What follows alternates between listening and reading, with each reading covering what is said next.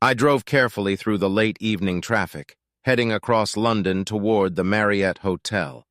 My mind was swarming with thoughts of all sorts of atrocities, which I pondered as an appropriate response to my situation.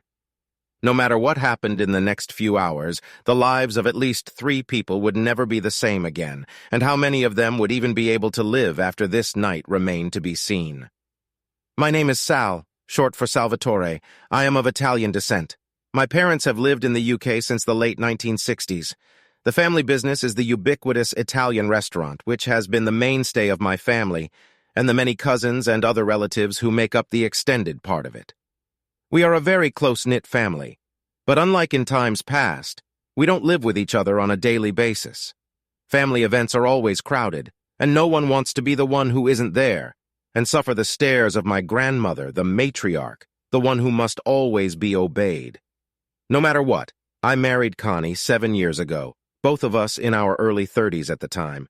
It was as if we were drawn to each other after a relationship that was going nowhere, and in a way, although satisfying, it lacked what was required for a long-term relationship.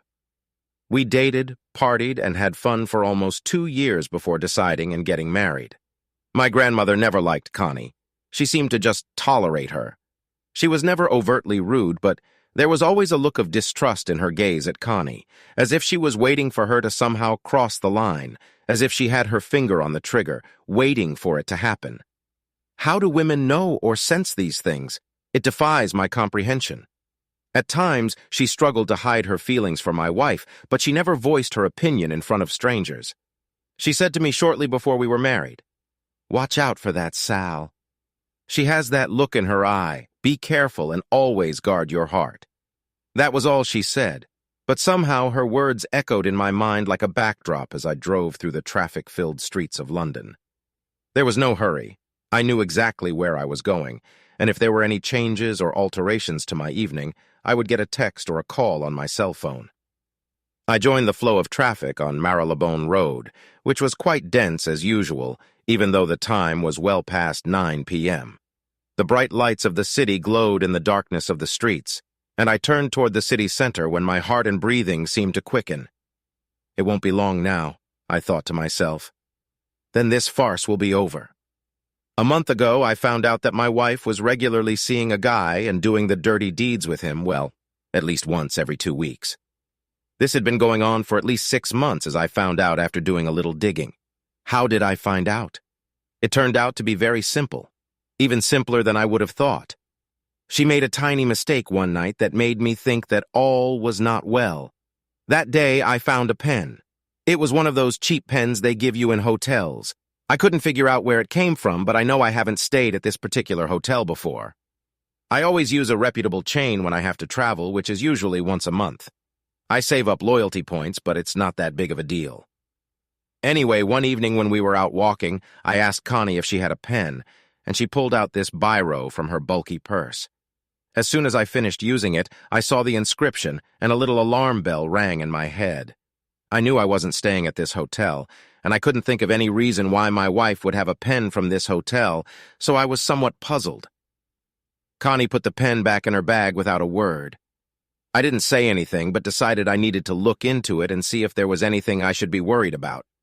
It may have been small and insignificant, but it was a tiny crack in our marriage that could be the source of cataclysmic consequences. I can't explain why, but at that point, I just put it out of my mind and didn't dwell on it as we met up with friends to eat and drink. It was kind of a regular thing where me and 2 other couples would meet up from time to have dinner, and then enjoy a few drinks and a little dancing at the end of the night. We were sitting at the lounge bar of our favorite restaurant when the proverbial pen appeared. It was our usual spot, cozy, casual, with a relaxing atmosphere. Plus, it was run by one of my cousins, so, of course, there were healthy family discounts and effect, which my family in turn reciprocated. The discounts were enough to show respect, but not so much as to offend the owner. Respect was given and received. It was a two-way thing that worked. The other 2 couples were Carlo and his wife Joanna and Phil and his wife Terry. Carlo and Joanna were older than us by 5 years or so. We were related to them, distantly, of course, but still family. Carlo was a bit old-fashioned in some respects and led an interesting life, although not everything about it was within the law. When Connie had first met him, he had startled her, but a nicer, kinder, and gentler man could not have been wished to meet. Unless you upset him, one word don't. Carlo was like a big brother to me. He was always there for me, kept me out of trouble, and once or twice handled a problem or two with ease. His wife, Joanna, was a lovely woman. She adored Carlo, and they were the perfect couple. He was large, she was petite, pretty, but also feisty. She was the only person Carlo feared. He adored her, and he didn't care who knew it. I met Phil at my job, and as it turned out, we got along very well. He was the same age as me and had a similar outlook on life.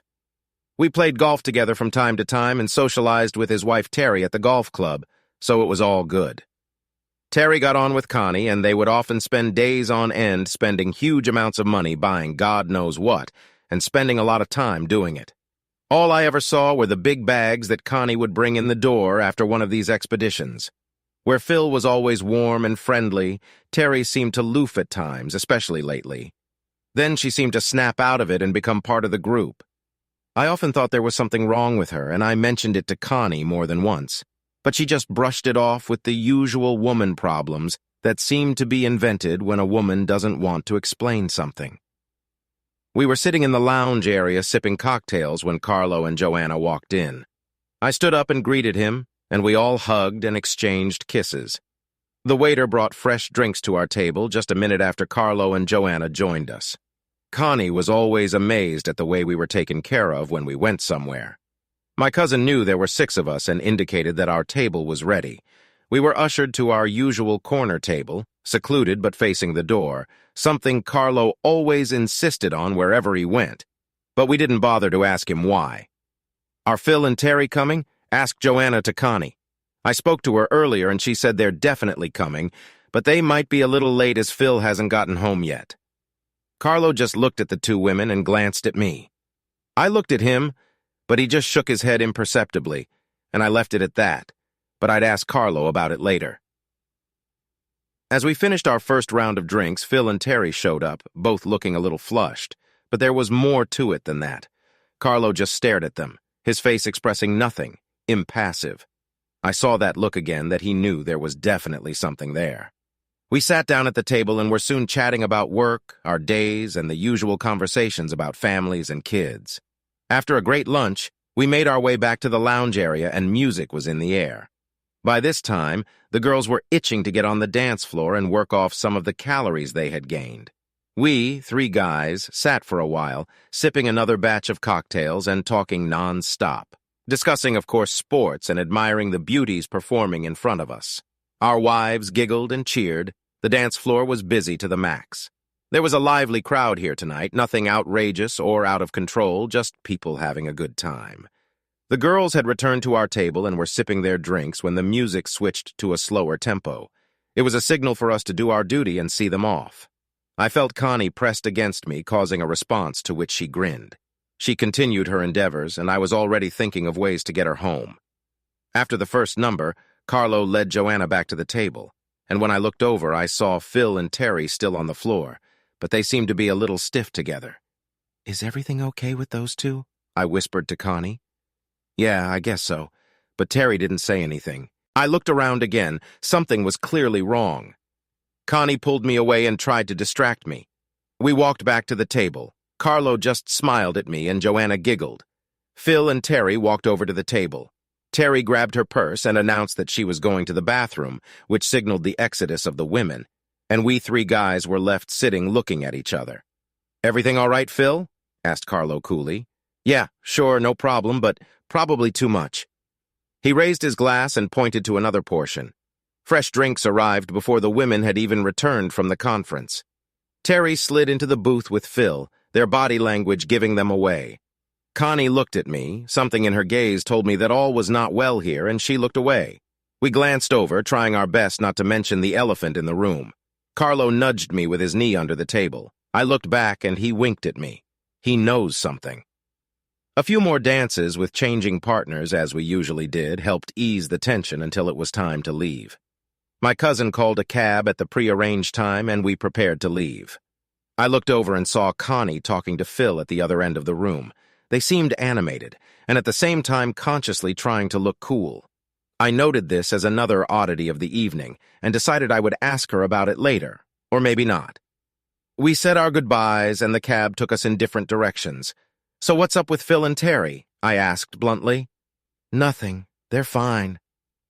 She smiled and looked out the window at the lights whizzing by. I sat in silence, not for the first time, thinking that something was wrong here. I didn't know what, but something was happening. I decided I would contact Carlo in the morning. That night, Connie tried to shake my brains out of me, but even with the alcohol inside me, I was giving as much as I was getting. "Wow, that was awesome, baby. We should do it again in real soon." She smiled at me. "I hope you remember that I love you and want it all over again, Sal. I love you, Sal. Don't forget that." I looked at her. She seemed strange. There was some hint in her, but I couldn't figure out what it was. "I love you too, baby. Don't ever forget that. You're my wife. No one will take you away from me, and I'll never give you a reason to." I hugged her tightly, covering her face with kisses. We fell asleep, and I lay staring at the ceiling, remembering the strange events of the evening. I should call Carlo first thing. The next morning, Connie was up and out the door to head to the gym early, and I hung around the house drinking glass after glass of orange juice to clear my head. I sat down at my laptop and Googled the name of the hotel that was written on the pen I'd seen in her purse. The search yielded results, and I checked the location. The hotel was on the other side of London from us, but it was easy to get to. There was parking on site. It looked very posh. I wrote down the phone numbers and email address, but saw that they also had the option to book online. I had to check the history to see if there was anything there. I checked. Nothing. Nothing at all. The history had been wiped clean. I smelled another rat. My paranoia was getting out of control. I called Carlo. "Carlo, it's Sal. So what's going on with Phil and Terry? I get the impression you know something. Should I be worried? Sal, meet me at my brother's bar around mid-afternoon. Then I'll tell you everything I know, but it better not be over the phone, okay? Of course I'll be there. Sal, go on your own, okay?" "Yes, of course I understand." The line cut off. Now I was worried. Did I need to be? Screw it. I was worried. I sat staring at the phone while my stomach began to slowly flutter, and I didn't like what I felt inside. An hour or so later, Connie bustled through the door. She looked refreshed, her hair still damp from her shower and a blush playing on her cheeks. "Did you have a good workout?" I asked. "Yeah, that was great. I needed that, babe." She threw her purse on the table and tossed her gym bag on the floor. "I'm going to see Carlo. He wants to talk about something, but it won't take long." "What does he want, Sal? He still gives me the creeps, even though he's a kitty." "Yeah, he's a great guy, but I wouldn't want to get on his good side, no way, and don't ever confuse him with a kitty cat. I won't be in love for long, okay?" Connie looked at me. Another look I couldn't read. What the hell is going on? There's a vibe coming from everyone around me that's starting to bother me. I got into the car and drove slowly across town to Carlo's brother's house. It was a large, inconspicuous building that housed a luxurious and trendy North London bar. Well, not exactly a bar, more like a drinking club for those in the know. No sooner had I pressed the buzzer than the door opened, and Carlo stepped aside to invite me in, giving me a quick glance outside as if checking to see if I was being followed. I watched him curiously. "Okay, Carlo. What the hell is going on? Your call made me freak out, and with a few other things going on, I'm getting worried, and I don't know what to worry about, if anything." He looked me in the eye and said, "Follow me." I followed him through the bar into the back rooms where there was an office set up as a workspace. He closed the door behind me, and we sat down on either side of a large oak desk. "Sal, you are very dear to me, so I want you to listen to me carefully. I promised your old man that I would always take care of you, and I'm not breaking my word. What I'm going to tell you is going to hurt, but you have to listen to me, okay?" I flinched when I saw the pain in his eyes. My mind raced through the possibilities, but deep down, I knew it had something to do with my wife. My heart pounded in my chest. This man had been close to me all my life. I knew my father was as close to him as he was to his own son. He was a cousin, but had lived with us since he was a child. I knew almost nothing about his parents, only that they had been murdered together. My father immediately made arrangements and took him in. He was my brother from then on. He opened the top drawer of the desk he was sitting at and pulled out a large manila envelope, carefully holding it out to me. My eyes were fixed on it like a poisonous snake ready to strike. I knew instinctively that once I opened the envelope, my life would change forever. Just as I slowly reached for the snake, Carlos's hand came down on it. I looked up fearfully and saw the pain in his eyes again. That's bad, isn't it? He looked at me and held my gaze, nodding slightly was all he gave me. Sal, remember I'm here for you, okay? He lifted his big hand and I pulled the snake towards me. I picked it up and felt it get heavier. I think it was full of venom. Carlos watched me pull the contents of the envelope from its hiding place, and when I opened it, I saw the poison that had begun to work on my mind and heart. I saw pictures, large glossy shots of a woman and a man doing it. They were easily identifiable. They were in a cheap hotel room. There were others, obviously, taken at a different time and in more normal surroundings, and looking through a shroud of tears, I saw my wife on our own bed naked with a man. Sal, are you okay? I kept flipping through the pictures, and each one hurt my heart, the ache in my chest growing as I watched my marriage disintegrate before my eyes. I looked up at Carlos, my face wet with stinging tears. What? How? When did you do that? Who is he? My eyes widened with shock, fear, and a little bit of anger. Sal, a few weeks ago, I heard whispers that Connie was up to something. I didn't have any proof until a couple days ago before we all went out. Some things I know for sure, but there are things I'm still working on. As for how? My friend recognized her when he saw her in a restaurant in South London. He thought the guy she was with was too friendly to treat a married woman like that in public. Sal, they thought they were outside the neighborhood and safe, I guess. And who is Tony Drew? Yes, you must know him. He's Phil's brother. I sat there mesmerized as his words came to me. The images of our evening of Phil and Connie and then Terry all came together in my mind. I found a pen from a hotel in London. Is it there? Yes, Sal. I'm sorry, buddy, but my guy was following them early last week. I understand you were out of town. The first meeting happened when you weren't home either. I stared at him, my heart tense, my fist clenching and unclenching tightly. I'm going to kill that bastard, I spat. Easy, Sal. This could get you in trouble, and she's not worth sitting out for, and neither is he. Divorce the bitch, get rid of her, and let me deal with him. No, Carlo, as much as I respect you, I can't let this happen. I have to deal with that bastard myself, and he needs to know it was me, too. Is he married? Do you know where he lives and works and all that? I have information that is in the envelope that will answer Sal, but don't do anything rash. We need to plan this carefully, and we don't want to be thrown in jail, do we? He's not married, but as far as I can tell, he's divorced, no kids. But he likes women, especially married ones.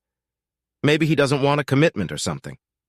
Anyway, he shouldn't have stuck his nose in our pond. He'll regret it. His eyes turned cold when he said that, and I had no doubt that it wouldn't end well for my wife's lover. Okay, so what are you up to? I was still breathing hard and fast, but I was slowly pulling myself together as best I could. Before answering, he poured me a whiskey. How well do you get along with your friend Phil? I asked, because he was acting a little strange in the restaurant with Terry and your wife. I was watching him. I think he knows what's going on, if that's the case. Can you call him a friend anymore? I saw it too, and I wonder if his wife was involved from the way they were acting. I don't see the point in sticking around any longer than necessary, Sal.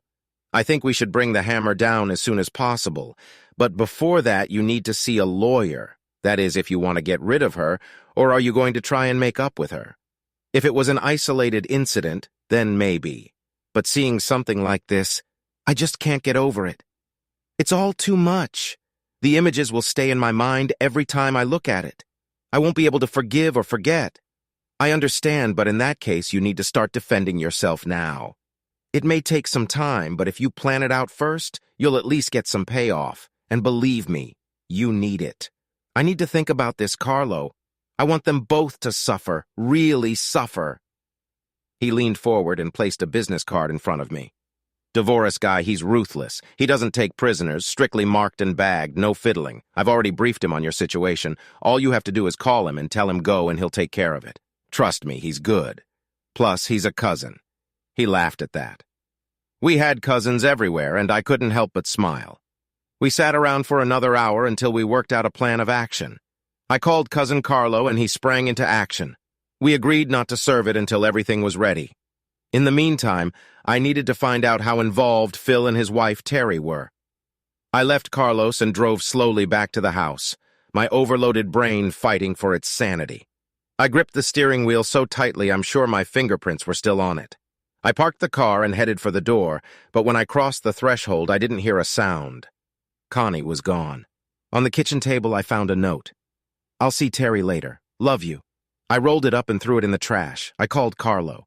"She's gone to Terry, so she says. I know she's at Phil and Terry's right now, but Terry's not there. Just Phil. I have a guy watching her like we agreed, and he'll be with her as long as we need him, okay?" "Of course. So where's Terry then? If she was the one she was going to see. If anything turns up in Sala, I'll let you know on your cell phone, okay?" I sat down and looked at my watch. 3 hours later, Connie came home. "Hey, love, how was your day?" She stormed into the house and kissed me on the cheek, heading for the kitchen. It was fine. Carlo wanted to discuss something with me, but we're working on a plan to deal with it. She looked at me, expecting me to give her some details, but I didn't. I wanted her to ask me herself. After a minute, she did. "It's just a personal cousin matter that needs to be settled. He thinks his wife is making a fool of him, so he needs some advice." I smiled at her, noticing the change in her expression as she tried to hold back her casual smile. "I'm sure it'll work out." She looked away, but I knew I'd still upset her a little. The rest of the weekend passed slowly. I couldn't bring myself to have sex with her no matter how much I wanted to. I kept seeing the pictures Carlo showed me of her and that bastard Tony. I couldn't understand how she could do it with him and still act normal around me. She was a much better liar and actress than I could have ever imagined. Saturday night went fine, but Sunday night she came over to my place and I could tell from her body language that she wanted to have some fun. "Sal, I need us to spend this night. I know you've been busy, but I need you now." "Please," she whimpered. "I did what I had to do. We made love." After which we lay on our backs, panting. "What's wrong, Sal? We've never done this before." She looked a little shocked. "I'm not sure. I just wanted to make sure you were mine. I think I love you, Connie, and I don't want to lose you, so I thought it might help." "You won't lose me, silly." She threw her leg over mine, looking down at me. "I'm all yours, love." I kissed her lightly on the lips as her words tore at my heart.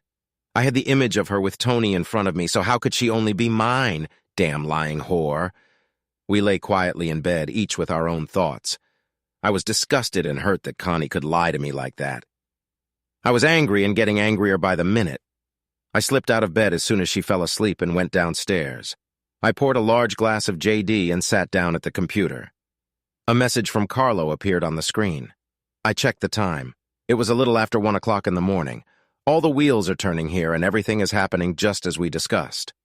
Okay, I thought all I need to do now is create a short sleepover for Wednesday and we'll be on our way. I sent him a text back. Okay.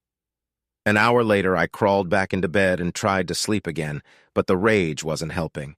And eventually I dozed off and managed to get a few hours of not too much sleep. I crawled out of bed and took a shower before getting dressed and heading downstairs.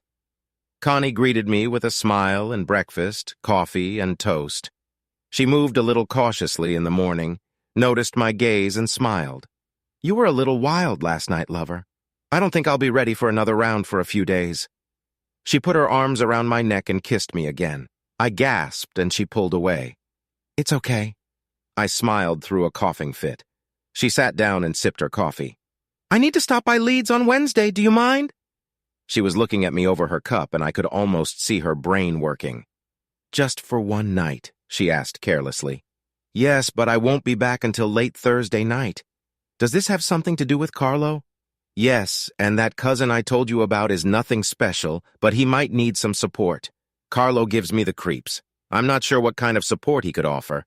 You'd be surprised what a good friend he can be, but I wouldn't want to get on his bad side, connected or not. He knows how to solve problems, too." I saw her face go slightly pale, but a plan was still brewing in her head. I looked at my watch and got up to leave. "I got to go, honey.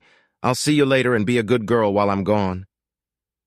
Before she could get up, I kissed the top of her head and walked through the door to the garage. I pulled out of the garage and drove down the driveway. I went to meet the lawyer and spent an hour with him going over options and signing papers. He was alert and had already gotten copies of the contents of the envelope. He confirmed that everything would be ready by Wednesday afternoon so I could pick up the paperwork. I ran to the bank and transferred all the money from our savings to a new account in my name only and sent a large sum to Carlo to hold in my name as well. The current account was left as it was. It covered all the bills, so there was hardly any spare money in it.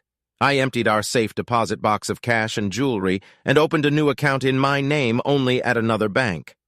I also stopped paying her the allowance from which she was funding her account.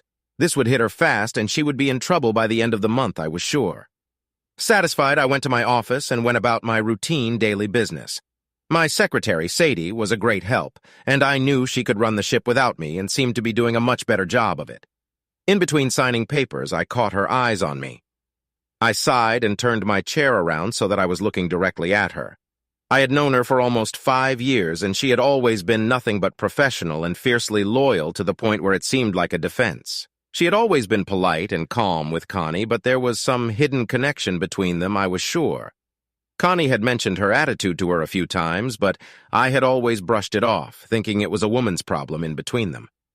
I looked at her oval face, her piercing dark blue eyes looking at me with concern. I knew I had to say something. I felt the need to tell someone something. My insides were churning, and she knew it. I took a deep breath, trying to collect my thoughts and control my emotions. Sadie, there are events going on this week that may cause interruptions, so if I'm not around, you know what to do to keep things running, okay? Yes, boss, you can count on me. Is there anything I can help you with? Sadie was a married woman in her 40s, smart and elegant, whom I trusted implicitly. I looked at her and she seemed to read my innermost thoughts. Connie's having fun with me. You're joking. Oh my God, Sal, this is awful. Are you sure? I mean, do you know for sure? I just nodded slowly. She saw the tears glistening in my eyes and closed the door between us. She hugged me tightly as she stood next to me. I could feel this woman's love and realized that was what I was missing at home. I sobbed for the first time since I found out a few days ago, and she held me until I could pull myself together again. She took my face in her hands and looked into my eyes. Sal, you're a good person. Don't let anyone tell you otherwise, okay? What are you going to do? I'm going to get a divorce and kick the bastard's ass. Well, yes, something like that, but I don't want to involve you or anyone else, Sadie. Please understand. Don't do anything stupid, Sal. Please be careful. The rest of the day was a lot of work, but Sadie was worth her weight in gold, and judging by the way she looked after me, her husband was a lucky man. She fought off all comers and just handled any shit in her inimitable manner. I once heard her tell someone to just back off. I smiled. How nice to have good people like her around me.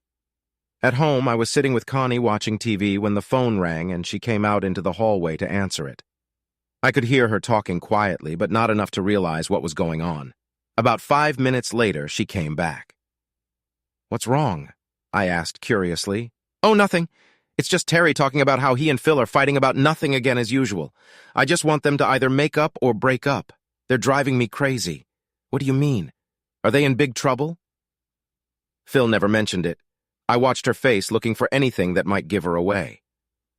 Well, I think it's something and nothing. I'm sure they'll figure it out. Is that what was going on when we were in the restaurant? Connie looked at me nervously. She didn't know that I'd noticed something between them and that she was in on it too. Now she'd started this series of lies and was in it up to her ears. I smiled inwardly at her discomfort, but I still couldn't figure out what Terry and Phil had to do with this unless they were related. Yeah, they had a fight before they went out and then they were simmering all evening. Is that what you were doing with Phil? She visibly flinched. I mean, trying to help them figure out their argument?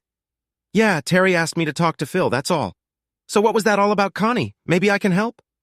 I smiled inwardly as I watched my wife begin to tie herself in knots.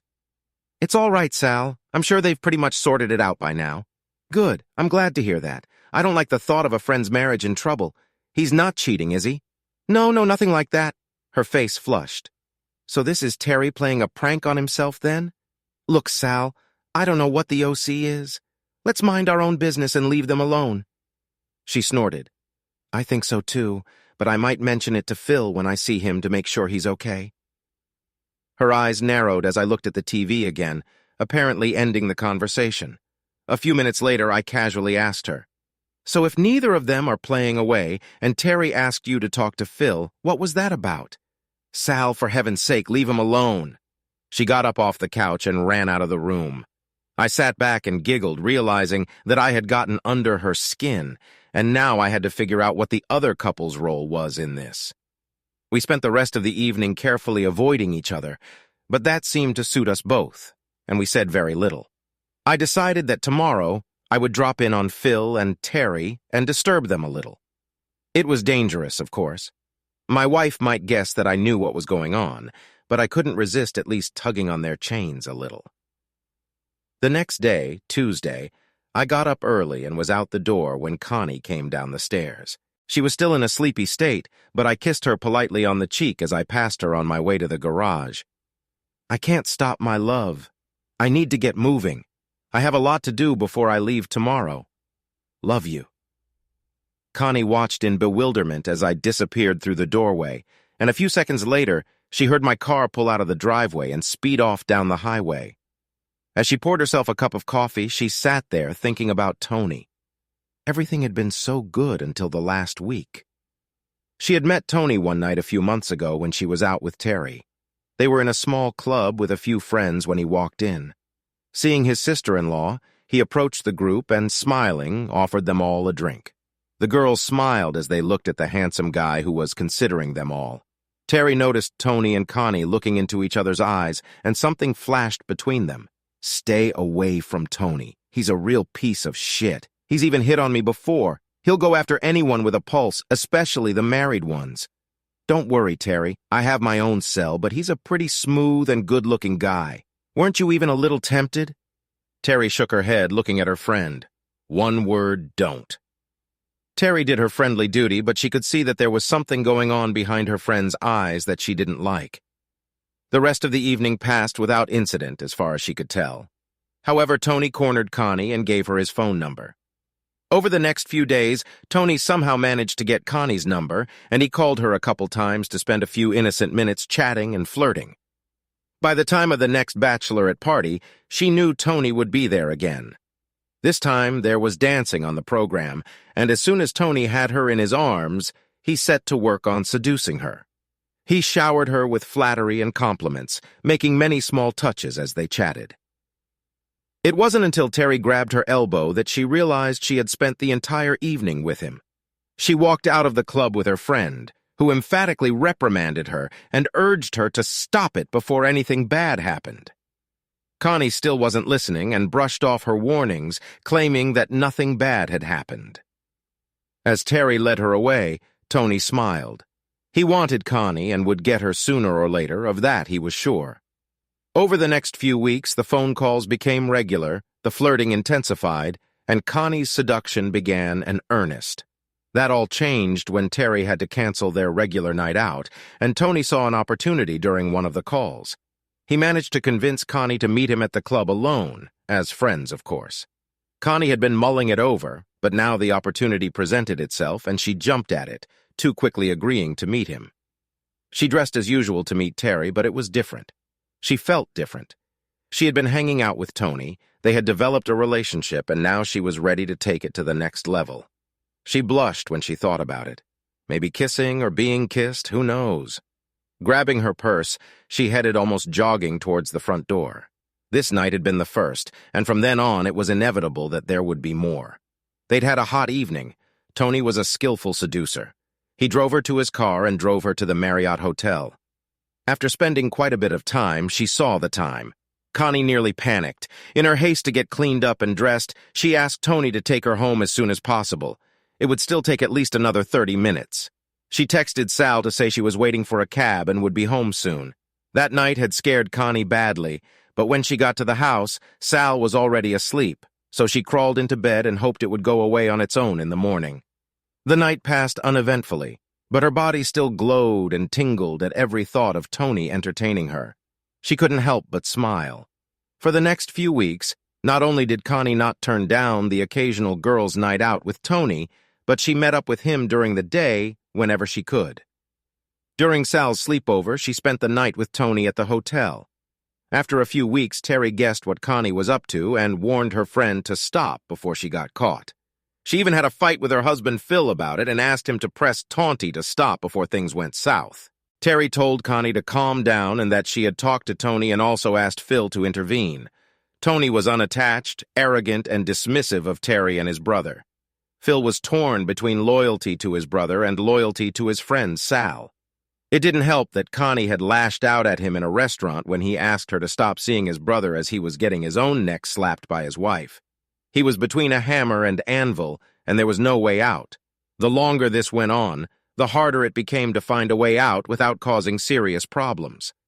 Connie knew it had to be over soon, and realized that the risk she was taking only made it more attractive to continue. It was dangerous if Sal found out about this. All hell would break loose. The scene in the restaurant was too close for comfort, and when Sal asked what was going on, things got out of hand. She sat sipping her coffee and thought back to her affair. She knew he didn't love her and didn't want her in any way other than as an easy bed, but she was still drawn to him. She decided that tomorrow it would be over, that this would be the last time that she had to end it, but they would have one more night together. She was relieved that the decision had been made, but of course she still had to convince Tony of that as well. By the time I walked in the door, it was late. I had been trying to kill time all day, and the plans were already made. The paperwork from the lawyer was already in my car, and the official packet would be delivered by registered mail. Feeling the tension, I immediately had it for my trusty bottle of JD and poured a large drink. Connie watched me as I took a big sip and poured another.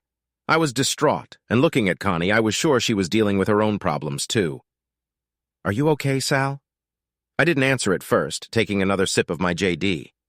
I turned around and focused my gaze on her. I saw her reaction. She looked scared, worried, and a shiver ran through her that was almost noticeable. Just a rough day, that's all, love. I need to take a shower and then get ready to talk to Carlo tomorrow. I walked past her and disappeared up the stairs before she realized I hadn't kissed her. She didn't like this atmosphere. It frightened her, and she knew why, but tomorrow it would be over. What did he mean by saying he had to get ready for tomorrow? She realized she didn't know anything more about what he was doing. I stood under the hot jets of water, tears streaming from my eyes, my marriage, my wife, my future. Everything was so messed up. After 30 minutes under the shower, I didn't feel any better.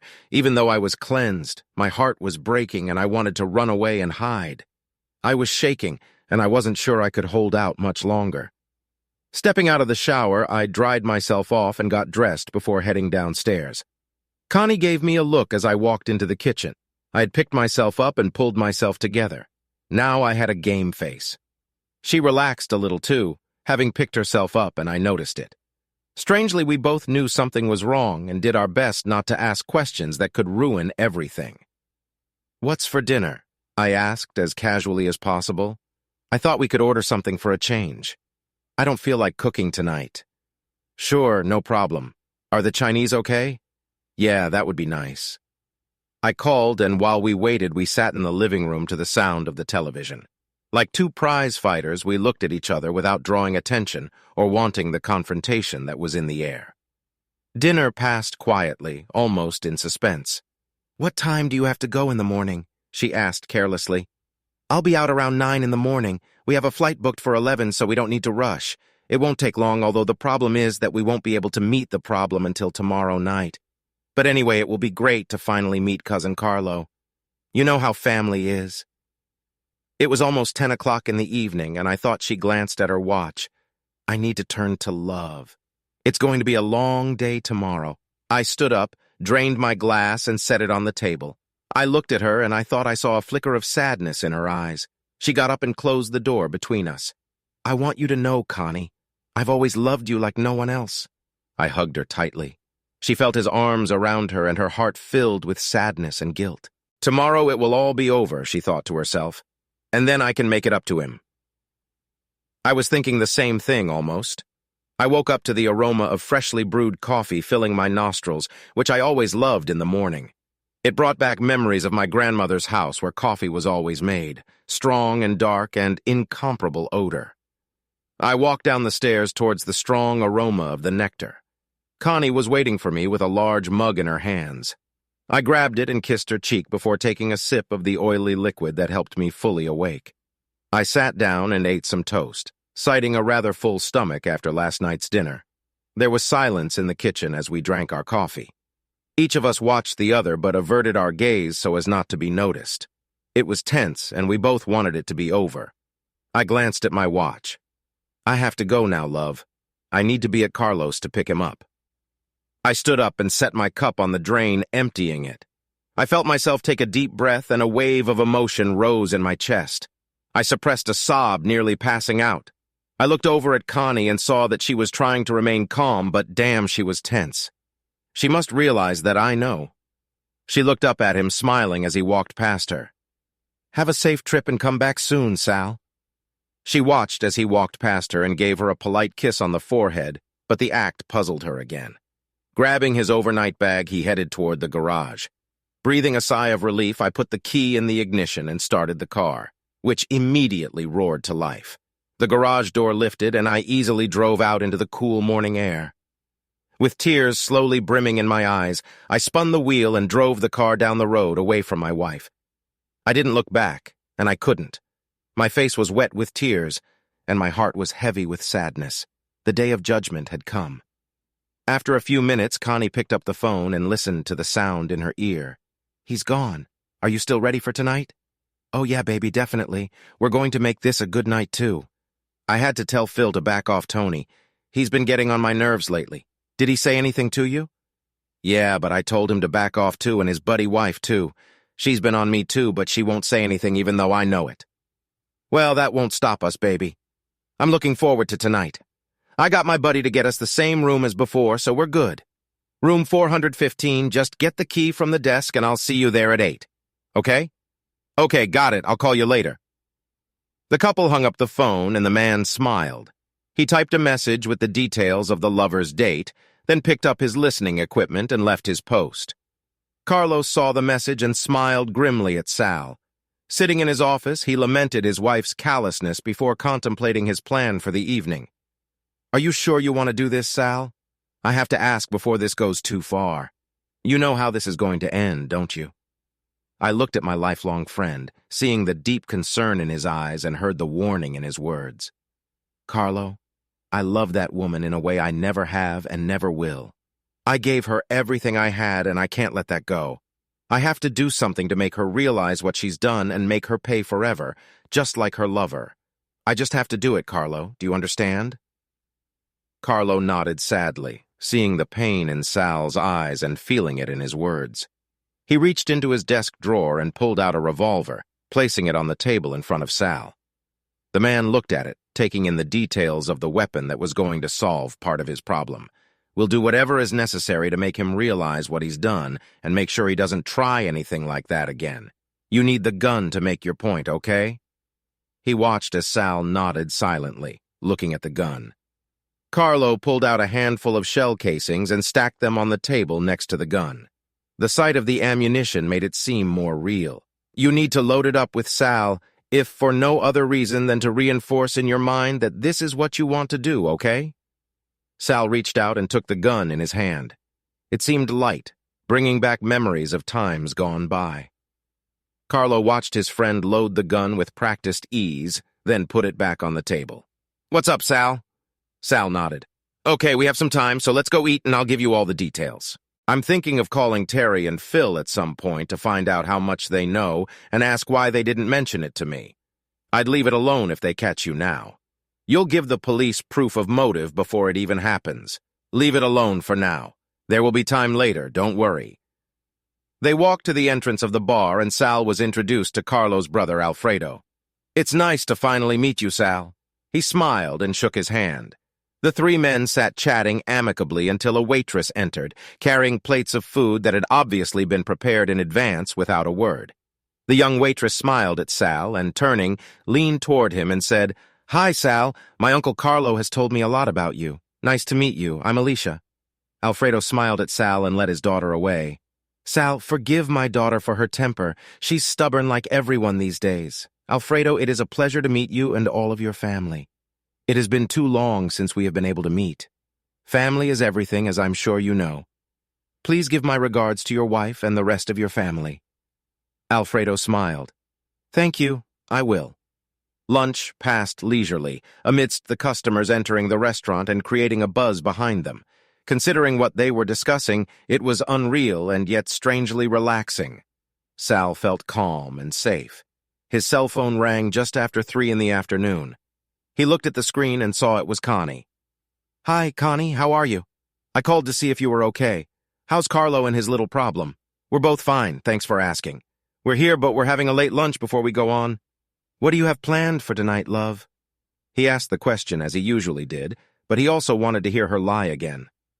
"I'm going to go see Terry. I think everything's fine there." "That's good."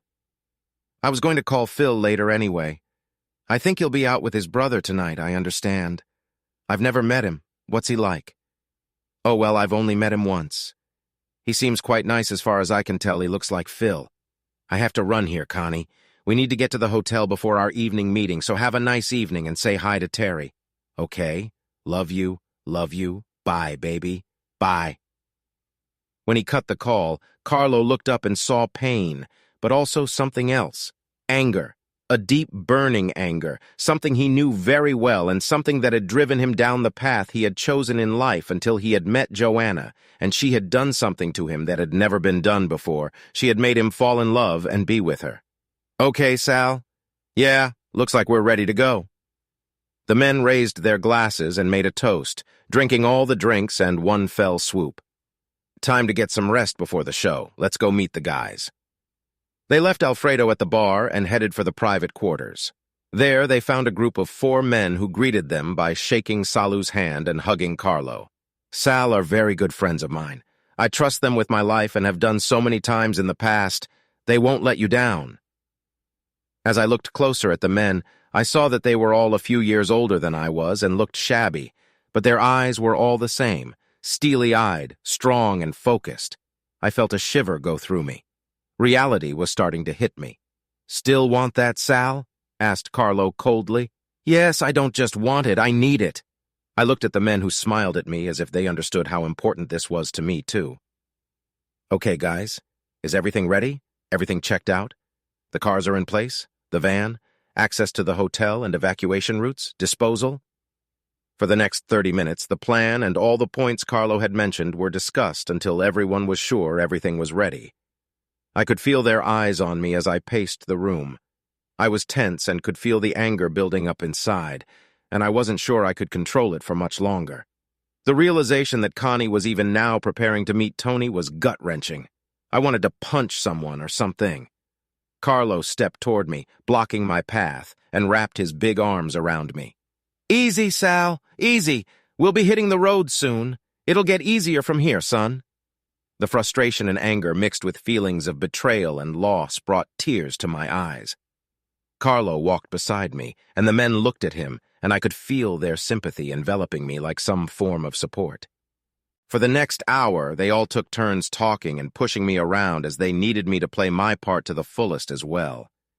A phone call broke the mood, and all heads turned toward the pitiful sound. Carlo picked up the receiver. "Yeah?" Everyone strained to hear something. "Okay, we'll start moving in 5 minutes." I looked at my watch. It was already 8 o'clock. Time had just flown by. The men left the room and headed to their car to get the van closer to their destination. Carlo looked at Sal. He was anxious. "Sal, last chance you don't have to do this. That bastard has no respect for me or my family. I need to teach him a lesson. He'll never forget, and I damn well intend to." "Good man." Carlo clapped me on the shoulder with a meaty hand as we walked out the back door and got into the parked Mercedes that had been prepared for us. That's how I came to the point where I was now parking the Mercedes on a side street about 200 yards from the hotel. We were sitting in silence when, a little after 9 p.m., a text message arrived on Carlo's phone. He looked at it and nodded at me. "They've arrived." I felt my heart ache. Carlo saw my reaction, his hand on my shoulder now keeping me in touch with reality and trying to distract me from the thoughts in my head. "Let's stick to Sal's plan, okay?" I looked at him and nodded. I knew we would have to wait at least another hour before moving out. Another text came in. The guys are here and already in place. Carlo smiled nervously at me. Their role depended on us getting in and out of the hotel discreetly, or realistically speaking, as discreetly as possible. We sat and discussed what we should do, and Carlo reminded me again not to let my emotions get out of control. We don't want to cause a riot and get ourselves into shit because of those two idiots, okay? His cold eyes sank into mine as he looked at me. I knew what was up, and now wasn't the time to mess things up. All right, Carlo, I'm not shooting that bastard in the bed, even if I'm not that stupid. I smirked as he smacked me in the head. Don't bullshit me, Sal. This is serious shit. Get a grip. Got it? I nodded. We sat in silence until another message popped up on his cell phone. We're in exit secured. Carlo glanced at the clock on the dashboard. It was almost time. His heart began to quicken, and so did his breathing. Carlo pulled a brass knuckle from the glove compartment and opened the car door. He saw me watching just in case. Okay, let's go. A moment later, I was already following him as he headed into the hotel lobby. We walked through the door and headed straight for the elevators, acting as casual as any other resident, but avoiding eye contact. I tried my best to relax and remain calm, but I was tense as hell. We stood and waited for the elevator to go up to the first floor. The elevator beeped and the doors slowly opened. We had to step aside as the couple exited the elevator, and then we stepped inside and stood impassively as the doors closed. We watched in silence as the floor indicator slowly rose to the 4th floor. All too quickly, we arrived at the venue, and the doors slowly opened. My heart was already racing. Carlo came out first and led me to the room. I saw the numbers 415 on the door and realized that my wife was on the other side of that door with another man. When we got to the door, the other 4 guys appeared as if out of nowhere. They were dressed in uniforms like the hotel and were pushing one of those laundry carts. There were subtle differences. They were all wearing wool hats, which I knew were easy to pull off so they wouldn't be recognized, and I also knew that at least one of them had a stun gun.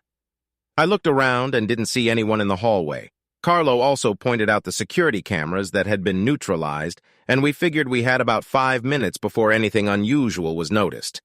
We stepped back as the guys stood in front of the door. One of them held a key card up to the door lock, and we all saw the green light come on and heard the door click open. Slowly, the door opened. We already knew the layout of the room, and the bedroom was at the end of the short hallway and away from the living room. We quickly headed towards the bedroom. As we passed through the living room, I recognized the lingerie and dress on the floor. My heart sank even lower and my chest constricted as I realized I had seen it all before. We walked in silence to the open bedroom door. My face flushed. The guys avoided looking each other in the eye, but I could feel their sympathy. They were professional and focused. The plan was that the guys would go in first and get the bastard out of the room as quickly as possible, and I would then confront the bitch. Carlo led the guys into the bedroom. The lights were on and only faintly illuminated the room, but from my seat I could see Tony entertaining my wife. The damn couple hadn't heard or seen the men enter the room. The rumble of the laundry cart had given them away. The noise made Tony turn his head slightly, and his eyes bulged as he realized there was someone else in the room. At that moment, the stun gun hit him in the ass. The impact made his body arch and jerk as he tried to pull away from the shocking burst of energy, hitting his ass and passing through his body. Connie screamed as she felt him twitch and thrash and spasms on top of her. She didn't realize what was happening to her lover as she screamed, and he continued to thrash and spasms. He collapsed on top of her, and 2 pairs of hands grabbed his arms and started to pull him off my wife. It all happened so fast, the guys were nimble. And as Tony was pulled away from my wife and pulled out of her, she opened her mouth to scream but was immediately gagged. She looked up and was horrified to see masked men dragging her lover off the bed and into a laundry cart. In less than a minute, he was gone, wheeled out of the room and taken to an unknown destination.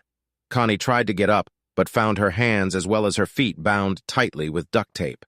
I turned on the overhead light and went into the room looking at my wife lying on the bed, and until a few minutes ago she had been in the throes of passion with this piece of human garbage who, like Elvis, had already left the building. She looked at the masked men who were standing there looking at her. I grabbed my gun and pointed it at her face. She squirmed and tried to hide, clamping her eyes tightly shut, crying and mumbling. I came very close and didn't say a word, looking into her eyes. I saw the fear. I let it linger and flare up. I wanted her to be afraid. She had to be afraid. I felt Carlos' eyes on me. He was worried about me snapping. I knew it. She saw my finger tense up and somehow strangely relaxed. Carlos started to move, but before he could do so, I pulled the trigger and Connie closed her eyes. I was beyond love, hate, and every possible emotion, but rage was paramount. When Carlos grabbed my hand, the trigger came down with a loud snap.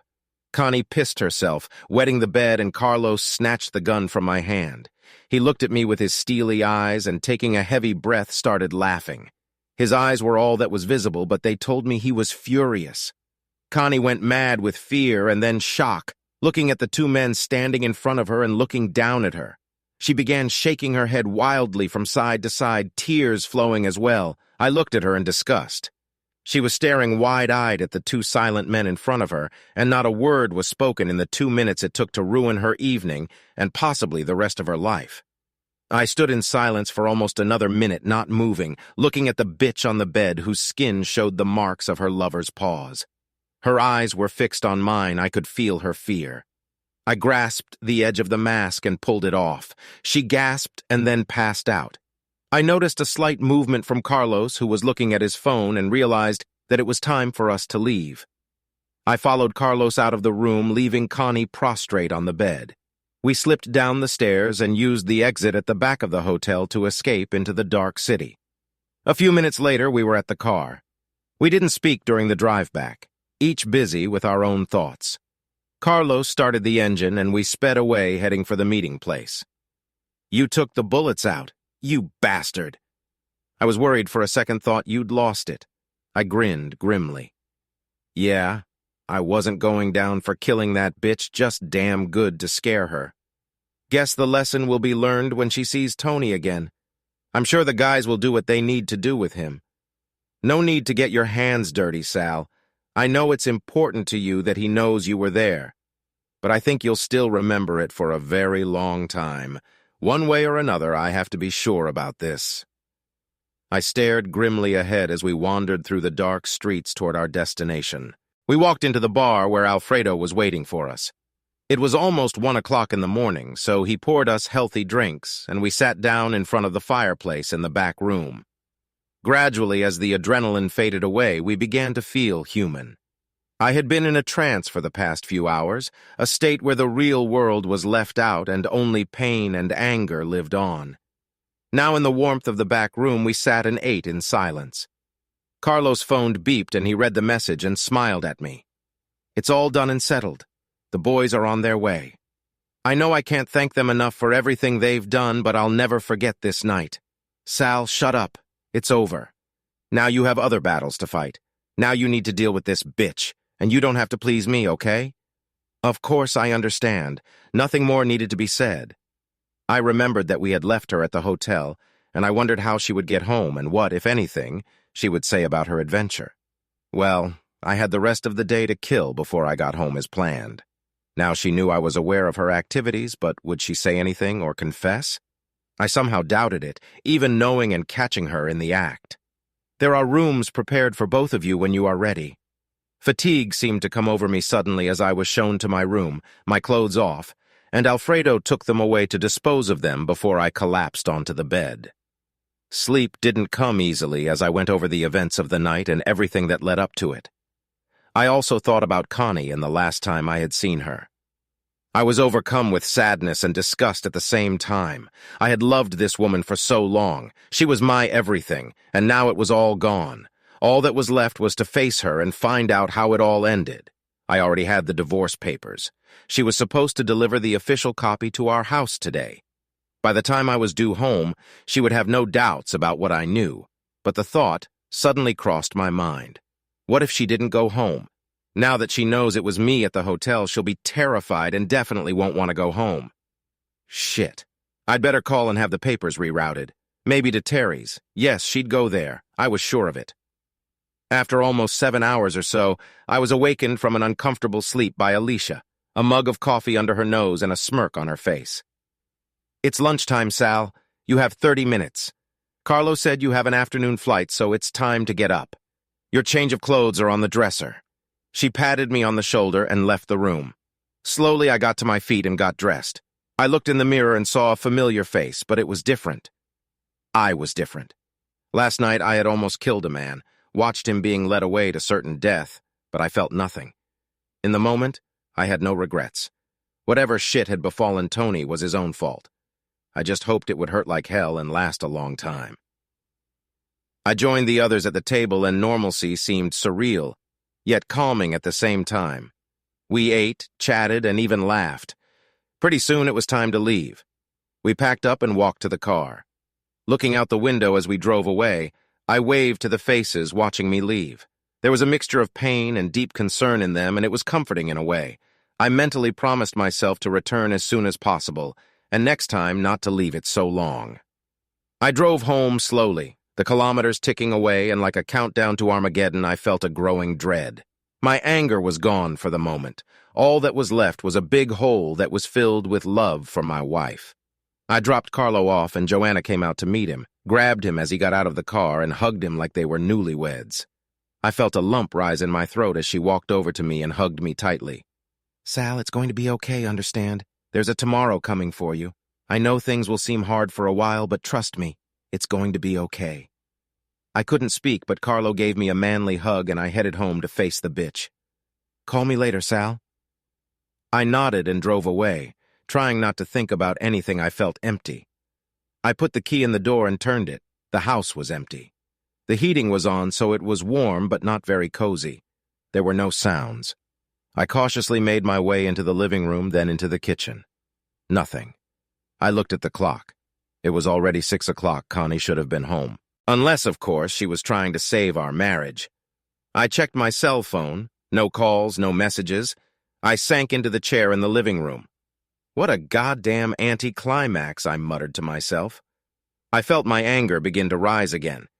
It had been dormant but was now waking up from its imposed slumber. I looked at the picture of Connie and I on the mantel, felt a surge of rage, grabbed it, and threw it across the room. The heavy silver frame punched through the wall and the glass shattered. "Screw you!" I shouted. I was staring at the wall, breathing hard, when I heard the phone ring. I grabbed the phone receiver. "Hello?" I shouted into the receiver. "Oh, I'm sorry, is that you, Sal?" the woman asked in a trembling voice. "Yes, that's right. Now what do you want?" My tone was loud, direct, and angry as hell. "It's Terry, Sal. She almost whispered. "Yes, Terry, I apologize for the bad timing. What can I do for you?" I breathed more slowly, trying to regain my composure. "It's Connie. She's here and she's in very serious condition. I can't figure out what happened, but something happened and she's not feeling well. She doesn't want to go home. She thinks you might hurt her somehow. I don't think she should be going anywhere right now, and certainly not driving." "Terry, is she in there?" I interjected decisively. "Yes, of course. Ask her to talk to me if she doesn't want to. It will tell me something, and you should do it too. Then ask her what happened and see what she says." I heard some mumbling. Then the voices got a little louder. Terry went back to his seat. "She won't say anything to Sal." "I'm worried about her. Terry, be patient. Just tell her I'll pick her up and see what happens." I heard her say what I said to Connie, and then there was a scream from Connie. "Sal, I don't know what to tell you. Terry, I know it's okay. What do you mean, Sal? I know all that, Terry." Oh my God. I heard Terry relay my words. Then another howl sounded in the earpiece, followed by sobs and more screaming. "Sal, I'm so sorry. Me too, Terry. I know all about it. I know about the girls' nights out and how you and Phil fought about it." I heard her gasp. "Oh God, no. Yes, I know, and while I'm at it, I know exactly who, and when I catch up with the little bastard, he's going to pay. Believe me. Sal, I'm sorry, but Phil couldn't convince them to stop. We both tried. I know we should have told you something, but we got into a bad situation." Terry spoke quickly, trying to get all the words out as quickly as possible. "Terry, rest assured, I don't blame you or Phil for what she did to Tony. I'm just saddened that you didn't tell me sooner. I'm afraid it has damaged our friendship. We won't talk about it again. Tell Connie I'm not coming to pick her up so she can relax, but her things will be packed and ready for her to pick up as soon as possible, or they'll go in the garbage can. I mean everything. She doesn't live here anymore. Lastly, she's getting some papers delivered today. I called the servers and had them forwarded to your address as I had a suspicion she might bolt to yours. I think they'll be there any minute. Tell that whore to think before she does anything, and especially before she calls me or anyone else. Got it? Okay, Sal.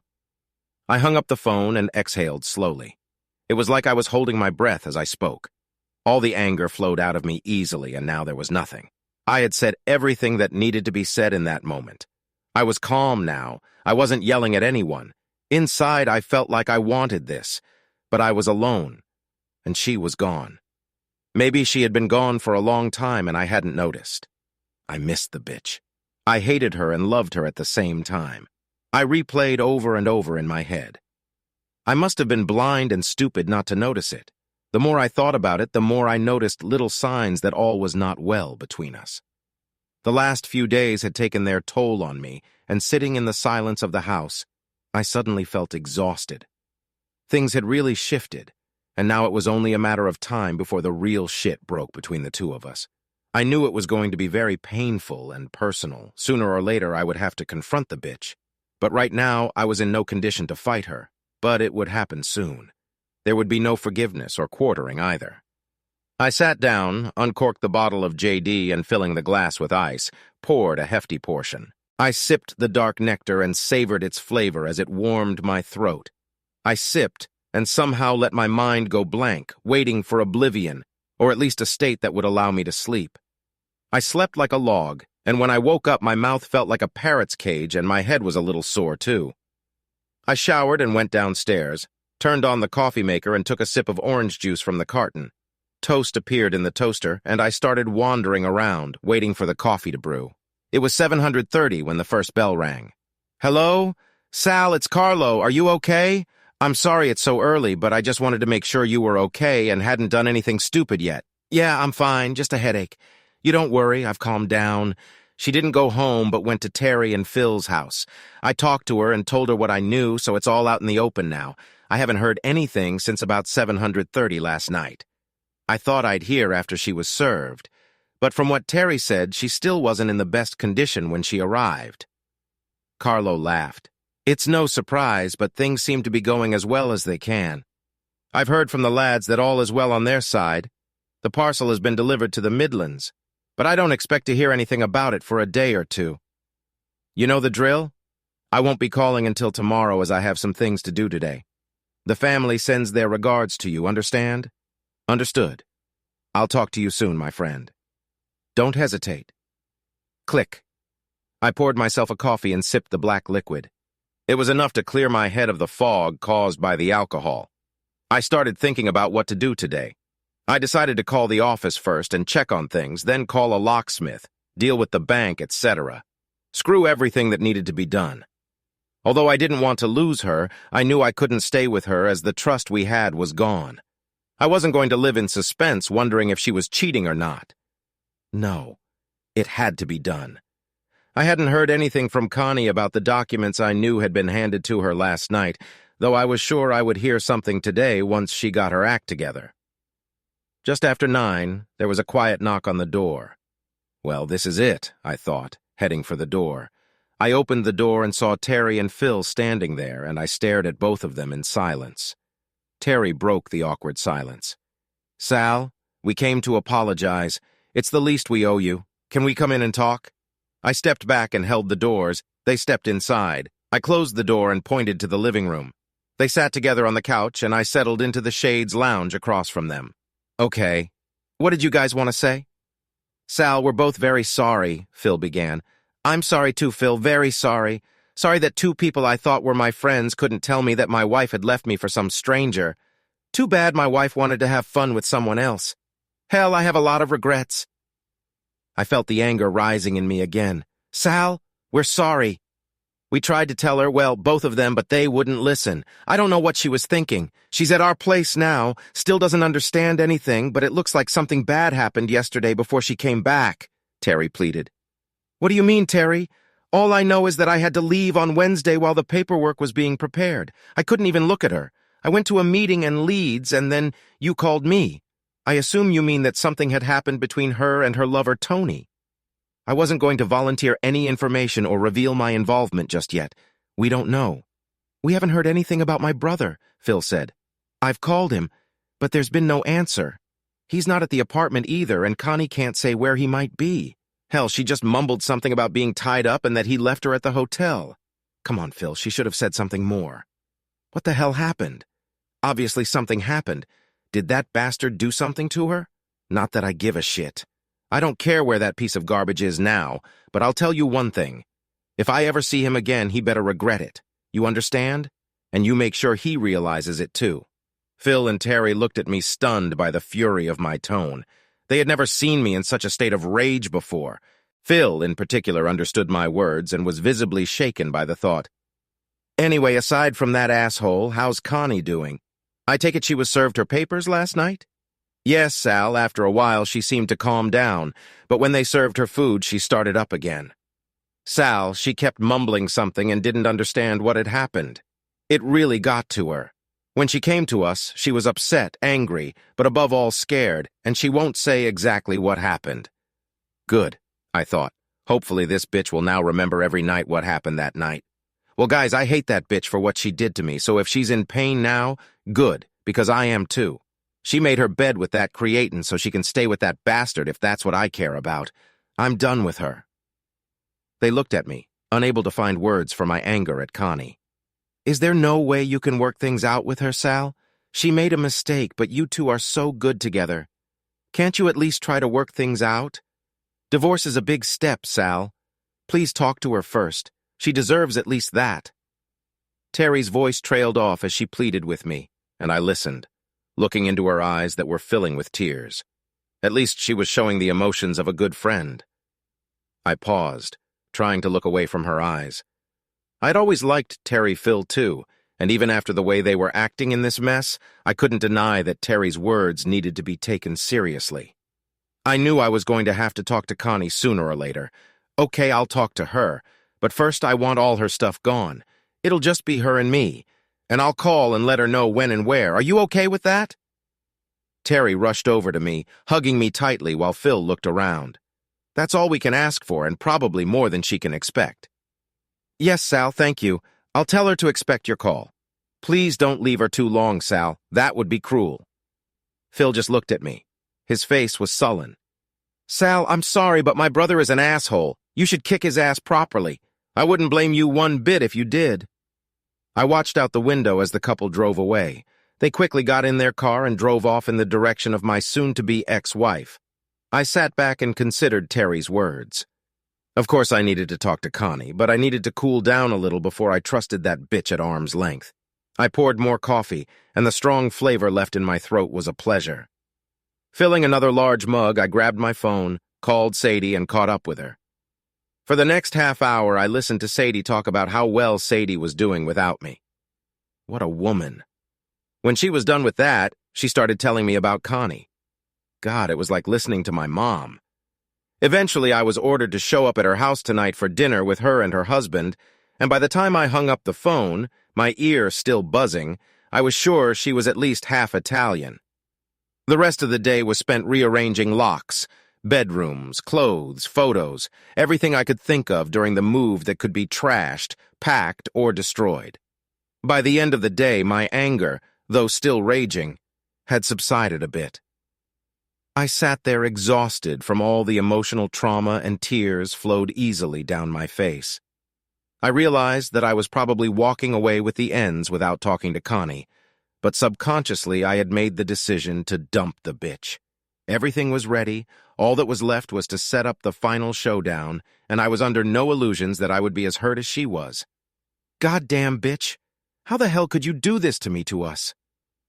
I sat staring out the window and thinking about how my marriage was crumbling, my heart ached, and only pain kept my anger in check, at least for the moment. I knew I should make the call, but as I sipped another gin, I decided I would do it in the morning. I was too tired today to go a few hard rounds with this bitch. I wanted to be at ease when I did. I had another restless dream. I got the call early in the morning, again just before 7:30. The phone came to life and bells rang in my head, jolting my brain out of the half-dream I'd fallen into. Yeah? I asked as if stretching. Salads me, Phil. Listen, I just got a call from the hospital. My brother's been there for a few days now. He's been beaten up pretty badly. He seems to be stable, but he's taken quite a beating. He has both arms and legs broken, and his balls are pretty well beaten up. I don't know anything else, so that's about it. I hope you don't expect me to sympathize, Phil. As far as I'm concerned, he's lucky he didn't meet me. I would have finished the job. Mark my words, if I ever see him again, it won't be long before I do. Sal, I understand. I wouldn't blame you if you did, so I won't ask the question. He got what he deserved. You're a stand-up guy and a friend, and I'm sorry I wasn't as good a friend to you as you were to me. I know I can't undo what's done, but I just thought you might want to know about Tony, that's all. Phil, it's not your fault, remember that. It's just the way it is. Give my love to Terry. Bye and thanks. Sure, bye. I replaced the tube and stared out the window at the garden, which was peaceful, with the occasional bird flocking to the bird table and eating the food I liked to feed them. Sitting on the shades lounge and watching nature through the glass always calmed me down, helped me think, and today was no exception. I called Carlo on a cell phone to give him the news about Tony. He only snorted, but noted that the job was well done. His guys did well and got the result they needed. He laughed when I listed the list of injuries, serious enough, but not life-threatening unless he did something stupid.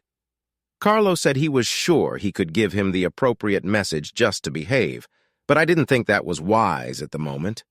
I was sure Phil would convey my feelings, which would be better and safer. We left it at that, and I went back. As I sipped my second coffee of the day, the phone rang again, but I let it go to the answering machine.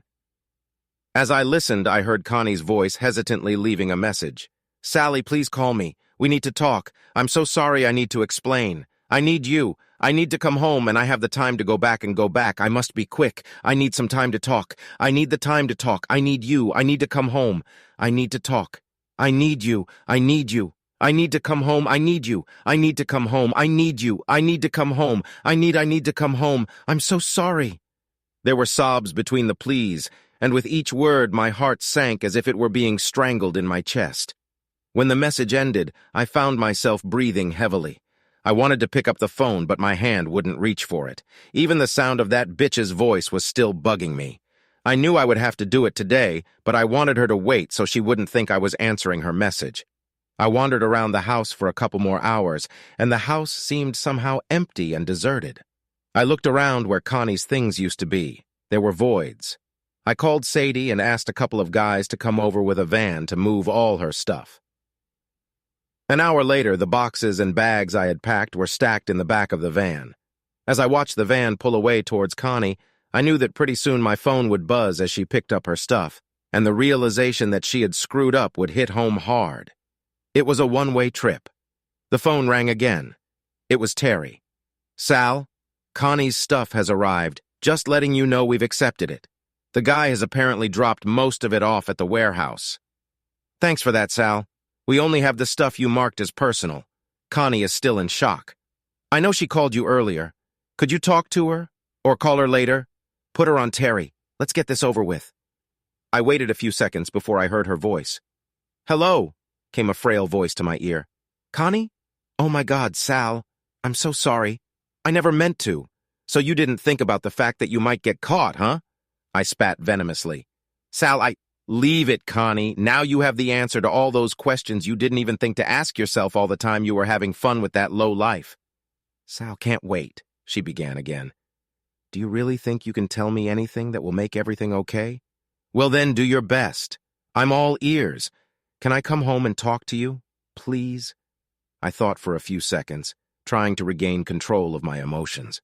Her voice was bugging me, and I could feel my heart pounding out of my chest as if trying to break free. My breathing quickened as my mind fought for control. Finally, I took a deep breath. Tonight, here at 7, come or not, it's all the same to me. It's a one-time offer, and it's only valid until 5 minutes after 7. I'll listen, but I'm not promising anything. I heard her sigh at my rudeness and ended the conversation. I sat listening to her voice, and I could feel the pain in her voice. I wondered if she felt mine. I sat and reflected on my marriage and how happy I thought we were. Sure, we had our ups and downs, but I was sure we were happy and that we hadn't had anyone else before that bastard.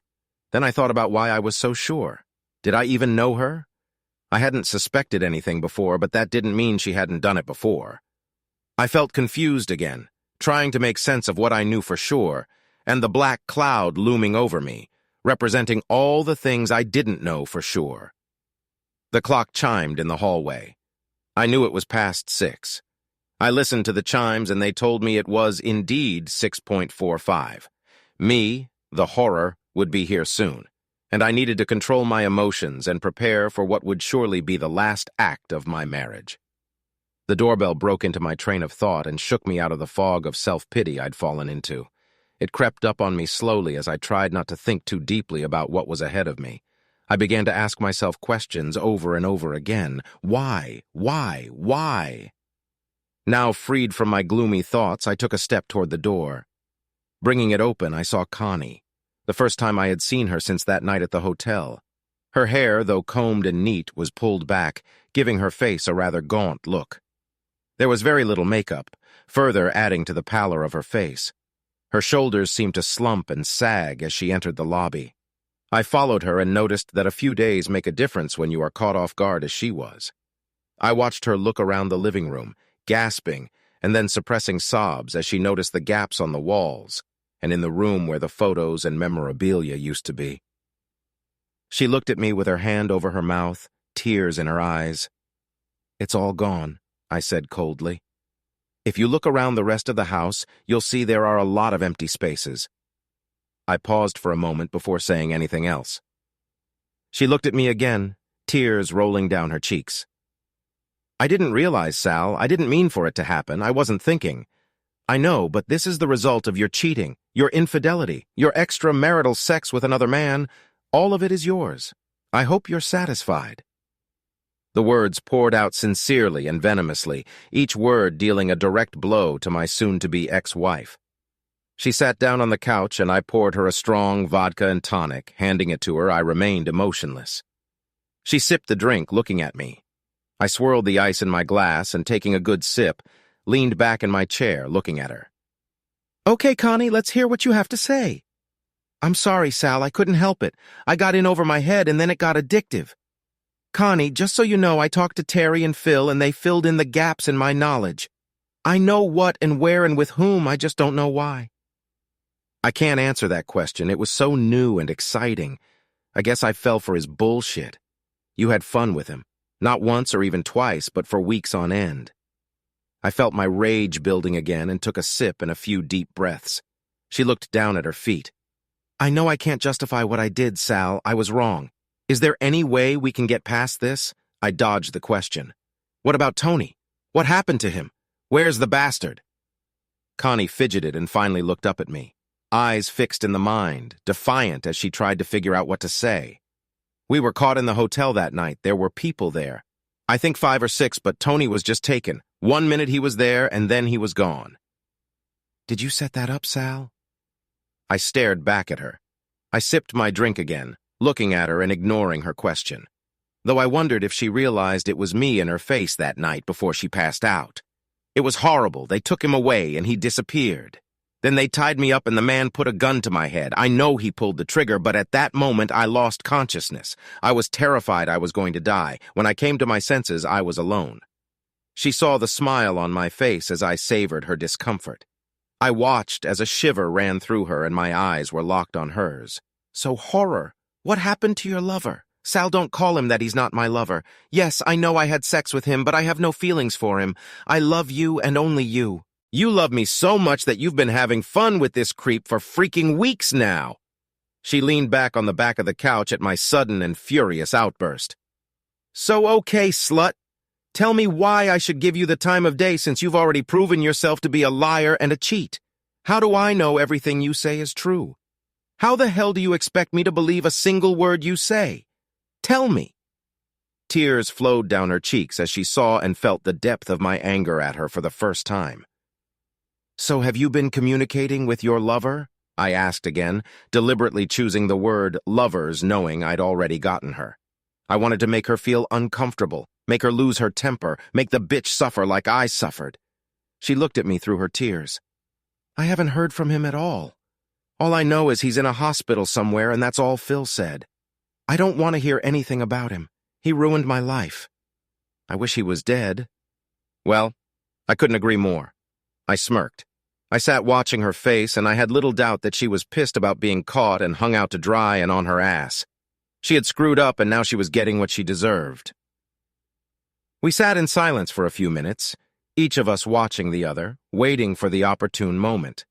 I took my time. I had so much rage built up in me that I was wary of letting it loose. I wanted to slap her, but I had to stay in control. She looked around the living room again, searching for something to change the subject. She sighed when she realized that our wedding picture was missing from the mantel. As she stared at the empty spot, I met her gaze and looked at the dent in the wall to answer her question. She brought her hand up to her mouth. She got up and moved around the room to each empty space, and I sat and watched her absorb the missing memories. It seemed like every trace of her had disappeared from the first floor. She sank down on the couch. Sal, all is lost. Is there really no chance? She looked at me, and defeat gleamed in her eyes. I took a deep breath. Connie, I loved you like no one else. What you did was rip my heart out and stomp on it. Doing that to that jerk was disrespectful and showed complete disregard for my feelings and those of our friends. You were seen openly with him. I was seen in public for crying out loud. You don't need to tell me it was just sex or I didn't want to hurt you. You did it, and now you're going to pay the price. Your lover has already started to pay for what he did, and rightly so. I will cripple him, but slowly. I'll destroy you just like you destroyed what we had. Connie, we're done, finito. Now, I'm sorry I haven't heard anything from you to make me change my mind. So if you sign the divorce papers, we can both move on with our lives. I don't want to see or hear from you anymore. I'm done with you. Now get out of my house, you cheating whore. She sat there in complete shock as my words reached her. She had really messed up, but right now at this moment, I didn't care about her. Anger would help me deal with her. She gathered herself and got up to leave. I followed her to the door. When she opened her car door, she looked back at me and muttered the word, sorry. I raised my hand with 2 fingers pointing forward and a gun-shaped thumb and watched the recognition creep into her face. She shrieked and nearly collapsed as she climbed into the car, and I closed the door behind her. Thanks for watching. I hope you enjoyed it, so subscribe to my channel and watch the next video.